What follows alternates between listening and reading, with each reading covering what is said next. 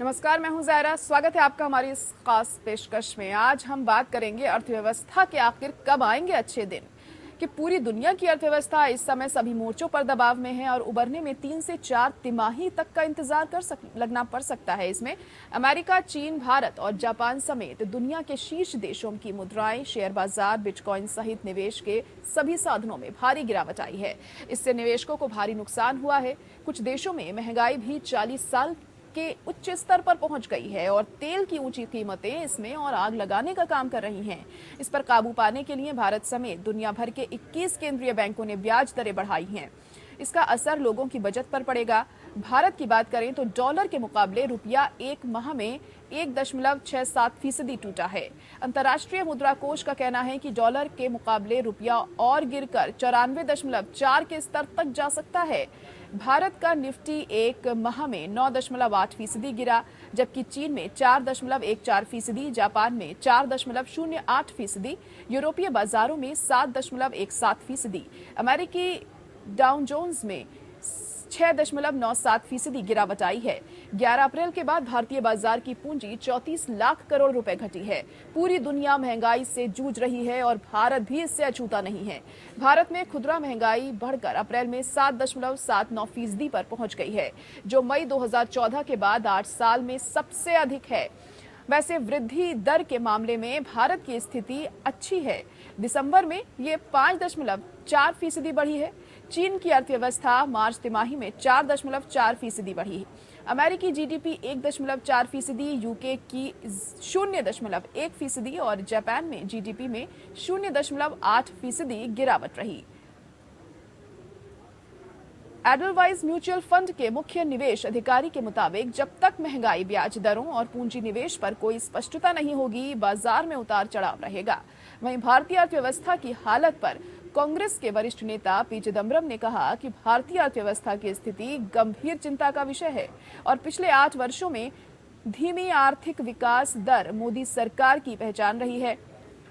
पूर्व वित्त मंत्री ने कहा कि वैश्विक और स्थानीय घटनाक्रम के मद्देनजर ये जरूरी हो गया है कि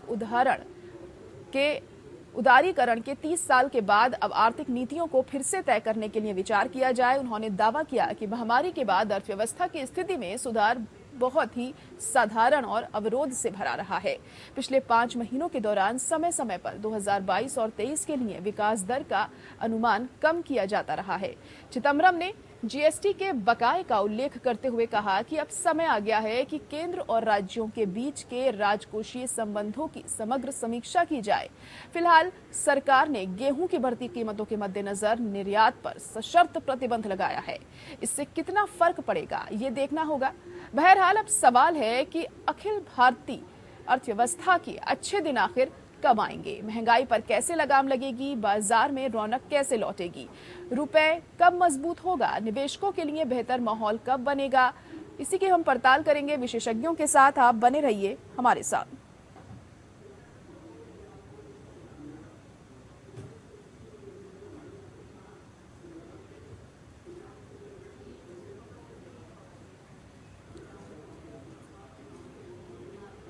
आपको बता दें कि अर्थव्यवस्था को ठीक करने के लिए भारत समेत 21 केंद्रों ने बैंकों में ब्याज दरें बढ़ाई हैं। वहीं डॉलर के मुकाबले रुपए एक माह में 1.67% टूटा है। तो लगातार जो अर्थव्यवस्था है वो निचले स्तर पर हमें जाती हुई दिखाई दे रही है। आखिर क्या वजह इसके पीछे है?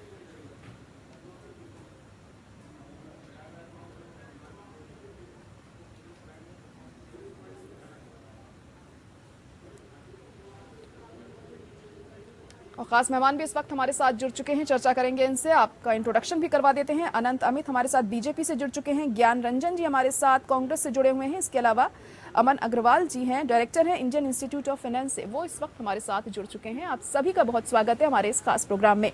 सबसे पहले अमन अग्रवाल जी, आपके पास ही आऊंगी, क्योंकि अर्थव्यवस्था की जो स्थिति है वो बिगड़ती ही जा रही है। हालांकि ये हालात हम पूरी दुनिया में देख रहे हैं, लेकिन खासतौर से हम भारत की बात करें तो भारत को किस तरह से आप देख रहे हैं अर्थव्यवस्था को लेकर? महंगाई भी लगातार बढ़ती चली जा रही है, आखिर क्या वजह मानते हैं आप इसके पीछे?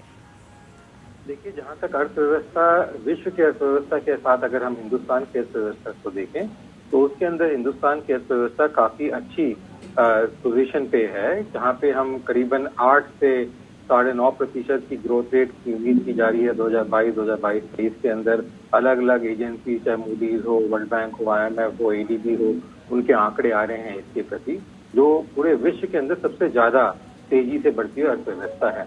इसमें थोड़ी गिरावट जरूर देखी जा सकती है, जो 200-250 बेसिस पॉइंट से लेके करीब 500 बेसिस पॉइंट तक हो सकती है, मतलब 5% तक की गिरावट जो एस्टिमेट है उनमें देखने को मिल सकता है, जिस तरीके से इस समय स्थिति हिंदुस्तान में चल रही है और आसपास के देशों में चल रही है। दूसरी चीज ये देखने की है कि जो अर्थव्यवस्था, आपने अभी महंगाई की बात करी, जो महंगाई की अर्थव्यवस्था अर्थ के ऊपर जो इम्पैक्ट पड़ रहा है वो तेल के दामों का सबसे ज्यादा इस समय पड़ रहा है। जो IMF की भी जो डायरेक्टर है, एग्जीक्यूटिव डायरेक्टर है, उन्होंने भी, जब निर्मला सीतारमण जी वित्त मंत्री हमारी गई थी IMF की मीटिंग में, उन्होंने उनसे चर्चा की और कहा कि उसको किस तरीके से नियंत्रण किया जा सकता है, वो करना जरूरी है, नहीं तो अर्थव्यवस्था का जो पहिया है वो डामाडोल हो सकता है। और उसके बाद आके उन्होंने उस चीज की चर्चा भी करी है। जो RBI ने कुछ पोजीशन ली है अभी recently, out of the way जाके MPC कमेटी बुला के, स्पेशल MPC कमेटी बुला के इमीडिएटली डिसीजन लिया कि बेसिस पॉइंट बढ़ाए गए, 40 बेसिस पॉइंट। उससे हो सकता है आगे भी बढ़ने को देखें, पर उससे जो इन्फ्लेशन की मार है वो एकदम से कम नहीं होगी। वो जो चीज होती है वो तब देखी जाती है जब पैसा मार्केट में बहुत ज्यादा हो और जो है सामान बहुत कम हो, जिसकी वजह से हम कहते हैं कि इन्फ्लेशन बढ़ रहा है। मतलब एक आइटम बहुत कम है और बहुत सारा पैसा उसके पीछे भाग रहा है, तो उसकी वजह से इन्फ्लेशन में कहते हैं बढ़ता है। पर वो सिचुएशन में RBI जब ऐसा स्टैंड लेता है जैसा अभी गवर्नर साहब ने दिया, तो काम करता है। अभी जो पोजीशन है वो ये है कि जो इन्फ्लेशन बढ़ रहा है वो तेल के दामों की वजह से बढ़ रहा है, और जो सरकार के हाथ में है कंट्रोल करना, क्योंकि जो तेल हम खरीदते हैं अंतर्राष्ट्रीय मार्केट से, उसमें सिर्फ 1 से 2% हमारी मांग, दिन की मांग, वो हम ओपन मार्केट से खरीदते हैं। बाकी जो तेल के दामों के बढ़ने की वजह से ये जो इन्फ्लेशन है ये भी बढ़ता चला जा रहा है आपके हिसाब से, और सरकार के हाथ में है इसको कंट्रोल करना। अनंत, अमित जी, आप इस पर क्या कहेंगे कि अमन जी कह रहे हैं कि सरकार के हाथ में है, उसके बावजूद भी कंट्रोल नहीं किया जा रहा है और ये स्थिति हो गई है, महंगाई कहाँ पर पहुंच गई है? देखिए, आप हर कोई इससे वाकिफ है, क्यों कोई कदम नहीं उठाया जा रहा? अमन जी की बातों से मैं सहमत हूँ, और जहाँ तक महंगाई की बात है वो फिलहाल पूरा दुनिया महंगाई के दौर से गुजर रहा है। आपने देखा होगा कि अमेरिका में भी 40 वर्षों के ऊपर दर जो है 8.3% का है। उसी तरीके से आप देखेंगे कि ब्रिटेन में 3 साल के बाद बड़ी महंगाई है, जापान तक में महंगाई है। हिंदुस्तान में जब से 2014 के बाद माननीय नरेंद्र मोदी जी के नेतृत्व में जब सरकार बनी, तो उस समय की जो आर्थिक व्यवस्था थी बहुत ही विकराल स्थिति में थी, लेकिन विगत 7 वर्षों में आपने देखो 40% बढ़ोतरी के साथ हिंदुस्तान आज विश्व में, जब हम आए थे तो 10वें स्थान पर थे, आज हम 7वें स्थान पर। निश्चित तौर पर यूक्रेन की लड़ाई के बाद और इस महामारी के बाद, विगत 2 वर्षों की कोरोना महामारी के बाद देश में निश्चित तौर पर महंगाई बढ़ी, हम इसको स्वीकार करते हैं। लेकिन हमारी वर्तमान सरकार जो है लगातार महंगाई के नियंत्रण के लिए किस तरीके से बेहतर लोगों को सुविधा दी जा सके, महंगाई को कंट्रोल किया जा सके। लेकिन अनंत, अमित जी, ये बात भी देखिए, सर्वे में सामने आई है कि 2014 के बाद यानी कि 8 साल से अब तक सबसे अधिक महंगाई बढ़कर अप्रैल में 7.79% पहुंच गई है खुदरा महंगाई। तो 2014 से इस अब तक का ये सबसे ज्यादा आंकड़ा है। ये देश की बात नहीं है, पूरे विश्व में महंगाई है। उसके बावजूद भी विश्व में तमाम देशों के बावजूद भी भारत की अर्थव्यवस्था तमाम देशों की अपेक्षा बहुत ही, मतलब उसको संतुष्टि तरह बोल सकते हैं, संतुष्ट है उस महंगाई। लेकिन हमारी सरकार, आपने देखा होगा कि माननीय मोदी जी के नेतृत्व में माननीय सीतारमण जी जिस तरीके से काम कर रही है, आने वाले समय में हम लगातार इस पर निगरानी रखेंगे। हमारी पार्टी और आने वाले समय में महंगाई को ऐसे नियंत्रित किया जा सके, इस पे हम काम करते हैं। चाहे GDP का मामला हो, लगातार निगरानी रखेंगे और लोगों को कैसे राहत हो उस पर काम करें। चलिए, ठीक है। ज्ञान रंजन जी, आपको क्या लगता है? अनंत, अमित जी कह रहे हैं कि बेहतर स्थिति है हमारे देश की, बाकी देशों में तो और भी बुरी हालत है, कितना इत्तेफाक रखते हैं आप? आंखों पे पट्टी बंधी हुई है इन लोगों की। अगर ये कंपेयर करना चाहते हैं अमेरिका, US, जापान से, तो क्या हमारी उस तरह की अर्थव्यवस्था और इंफ्रास्ट्रक्चर है? इनकी बातों के मत जाइए। अभी आपने देखा है IMF के डायरेक्टर साहब ने बोला, IMF के डायरेक्टर साहब ने क्या बोला, जो चीज कंट्रोल की जा सकती है वो पेट्रोल की कीमत है। तो अगर हम वहां पे काम करते हैं तो उस पर डिपेंडेंट सारी चीजें, जो लॉजिस्टिक्स मैनेजमेंट है, जो हमारा ट्रांसपोर्टेशन है, जिसको जैसे सब्जी और घी, तेल, दही, ये सब महंगे हो रहे हैं, उससे कंट्रोल पाया जा सकता है। यहाँ दृढ़ इच्छा शक्ति की जरूरत है। लेकिन ये अहम मुद्दे हैं। इन मुद्दों से जो एनडीए सरकार है अपने ही डेटा को खारिज करती है, इसीलिए एनडीए नॉन डेटा अवेलेबल है ये। मतलब इनकी बातों की कोई विश्वास नहीं, अपने ही सरकार के दिए डेटा और डेटा को वो खारिज करते हैं। अगर आप देखोगे कि 7.79 का जो रिटेल इंडेक्स चला आ रहा है, ये अपने आप में दुर्भाग्यपूर्ण स्थिति को लेके आती है। ये दुहाई देते हैं पैंडेमिक की, ये दुहाई देते हैं यूक्रेन वार की। तो क्या पैंडेमिक और यूक्रेन वार के बीच पेट्रोल की जो बैरल रेट से वर्ल्ड में, क्या वो महंगी हुई है और सस्ती हुई है? इनफैक्ट रसिया से इन लोगों ने जो गैस दिया है, एक दिन की कीमत पे वो बिल्कुल 50% डिस्काउंट भी दे रही है। तो यहाँ पे ये सारे मुद्दों को घोल करके ये सिर्फ उन्माद फैलाना चाहते हैं, धार्मिक मुद्दों में फैलाना चाहते हैं। बेरोजगारी के मुद्दे पे नहीं बात करेंगे, महंगाई के मुद्दे पे बात करेंगे। आज आप देख लो ज़ारा जी, आप एक महिला है, आप किचन को समझती होंगी। एक आम आदमी, एक आम औरत जो अपने सैलरी से किस तरह से घर परिवार चलाती थी, वही महंगाई दर होने की वजह से 70% महंगा हो गया उनका किचन। कमर टूट चुकी है उनकी। सैलरी अथावत यही है, इतने लोगों की पैंडेमिक की वजह से नौकरियां चली गई है। मैं आईएएस के जो निदेशक है उनसे बिल्कुल जाहिर तौर पर देखिए स्थिति तो महंगाई को लेकर काफी बिगड़ चुकी है हमारे देश में, लेकिन अहम कदम कब तक इस दिशा में उठाए जाएंगे ये देखना होगा। हालांकि आनंद अमित जी ये बात कह रहे हैं कि पहले दूसरे देशों के मुकाबले बेहतर स्थिति है। अमन अग्रवाल जी, आपको क्या लगता है, क्या सही बात है ये? दूसरे देशों से अगर हम कंपेयर करें अपने देश को तो कितना फर्क है? देखिए, जहाँ तक जीडीपी के नंबर की बात है, वहाँ पे हम लोग काफी अच्छा परफॉर्म कर रहे हैं। जहाँ पे कंट्रोल करने की बात है, वहाँ पे भी हम अच्छा परफॉर्म कर रहे हैं। पर ये चीज ठीक नहीं है कहना कि दोनों देशों के बीच में कंपैरिजन हो सकता है। पहली बात तो ये है कि वहाँ पे हो रहा है वो फिस्कल स्पेंडिंग, जो बाकी जो ऑपोजिशन थी जब कोरोना चल रहा था तो फिस्कल स्पेंडिंग की मांग कर रहे थे कि मिठाई की तरह पैसा बांटा जाए पूरे हिंदुस्तान में। अगर हम भी वैसे ही करते जैसे अमेरिका या जापान ने या जर्मनी या यूरोप ने किया, तो हम भी उसी पोजीशन में होते जिस तरीके से वो हैं। तो हमारी जो स्थिति इन्फ्लेशन की आ रही है वो इसलिए नहीं आ रही क्योंकि हमने फिस्कल स्पेंडिंग करी, पर हमारी जो इन्फ्लेशन की स्थिति आ रही है वो इसलिए आ रही है कि जब अंतर्राष्ट्रीय मार्केट में दाम गिरे और $19.5 पर बैरल हुआ, तब तो हमने रेट घटाया नहीं। अब जब $1-2 बढ़ गया, $10 बढ़ गया, तो हमने रेट बढ़ा दिया। और हम पहले भी बढ़ाते आए पिछले 2 सालों में। और उस बढ़ाने की वजह से जो ऑयल पुल अकाउंट हमने 1989 में सजेस्ट किया था, एनडी तिवारी साहब ने इम्प्लीमेंट किया था, उस समय से जो ऑयल पुल अकाउंट में 2 साल में ही करीबन 5.5 से लेकर 6 लाख करोड़ के करीब इकट्ठा हुआ है। और उस पैसे को इस्तेमाल करके उसको इसीलिए किया गया था, अकाउंट को सजेस्ट किया गया था कि उससे जो इस टाइप की अंतर्राष्ट्रीय मार्केट में जब वॉलेटिलिटी आती है, बढ़ता है दाम, तो उसको कंट्रोल किया जाए, डोमेस्टिक मार्केट डिस्टर्ब ना हो, हमें बेसिक हिंदुस्तान के अंदर की जो तेल के दाम है ना बढ़ाने पड़े, इसके लिए पैसा इकट्ठा किया था। जब सरकार के पास वो पैसा है तो उसको यूज करे। जैसे मैंने बताया, दोनों की स्थिति, चाहे वो जापान हो, अमेरिका हो, जर्मनी हो, फ्रांस हो, ये जो देश हैं, उनमें जो इन्फ्लेशन आ रहा है वो फिस्कल स्पेंडिंग की वजह से आ रहा है। यहाँ पे जो इन्फ्लेशन आ रहा है वो तेल के दामों की वजह से आ रहा है। तो दोनों के जो इन्फ्लेशन का फैक्टर है वो दोनों डिफरेंट है, इसलिए कंपेयर नहीं किया जा सकता। पर जहाँ तक हिंदुस्तान की अर्थव्यवस्था की बात है, हमारी अर्थव्यवस्था विश्व में सब अर्थव्यवस्थाओं से, चाहे वो चाइना के लेके चले, चाहे एशिया की और अर्थव्यवस्था को ले चले, चाहे अमेरिका की अर्थव्यवस्था को लेके चले, उससे भी काफी अच्छी है और सुदृढ़ है। पर अगर ये इन्फ्लेशन की मार ऐसे ही अगले 6 महीने चली तो उसको बिगड़ते हुए जल्दी टाइम जी, तो अभी सुधार की कितनी गुंजाइश आप देख रहे हैं? आपके हिसाब से आपको क्या लगता है?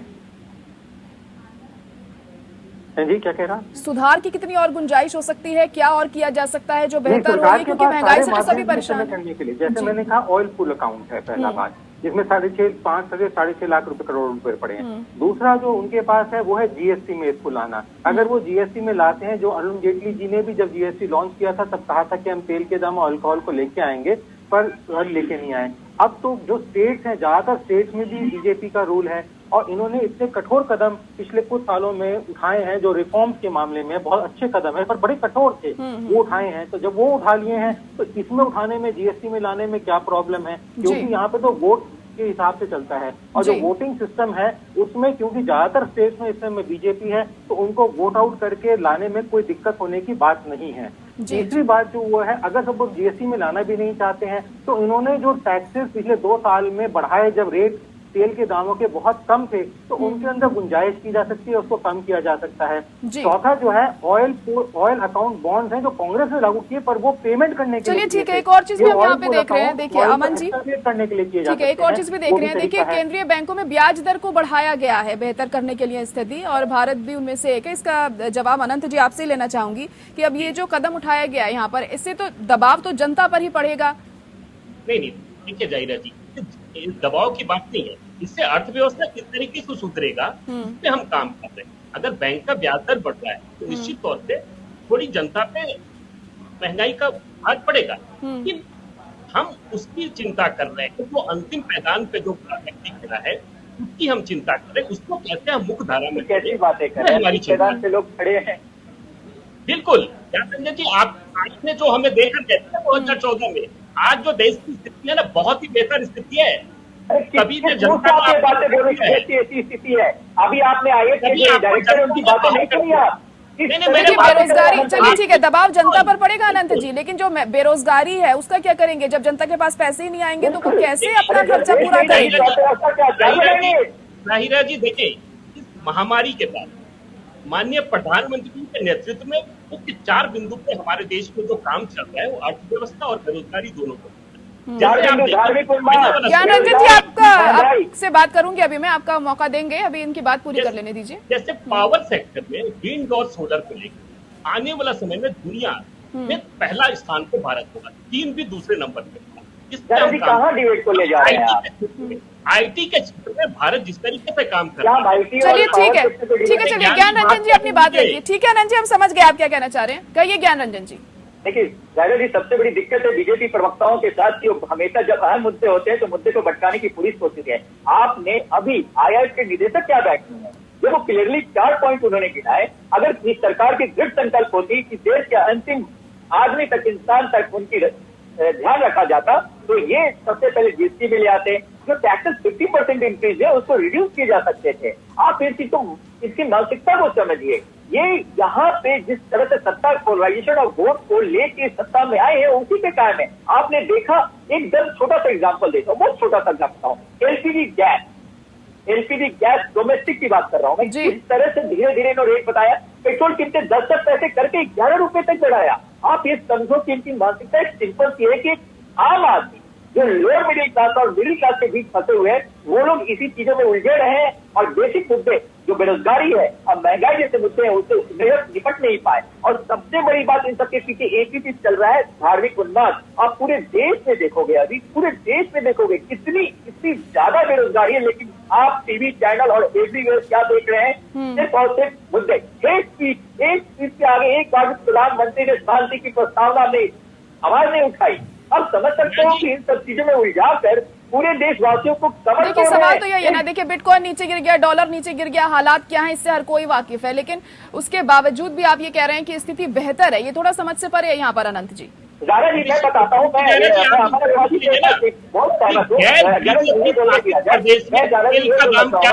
देखिए जो निदेशक, ठीक है मैं जवाब ले रही हूँ ना ज्ञान रंजन जी उनसे, ठीक है कहिए जवाब दीजिए। जयरा जी आप इनसे हमारे मार्फत आप एक प्रश्न पूछिए कि गैर बीज शासित प्रदेश में पेट्रोल और डीजल का दाम क्या है, इससे इनकी पोल खुल जाएगी। बताइए झारखंड में क्या रेट है, महाराष्ट्र में क्या रेट है, महंगाई की बात करते हैं, आप जनता को ठगने का काम कर रहे हैं। एक एक करके बात करिए, देखिए एक एक करके बात करेंगे तो समझ में भी आएगा ना। अनंत जी आप बोलिए, ज्ञान रंजन जी फिर आपको मौका मिलेगा। ये आप अगर मुझे डिबेट में बताओ तो मैं कुछ भी नहीं पूछ सकता हूँ। ये बेकार की बातें बोल रहे हैं। जब वो वोटर कर सकते हैं तो फिर स्टेट इंडिपेंडेंट क्या बिहार उत्तर प्रदेश अलग है? क्या भारत देश में नहीं है?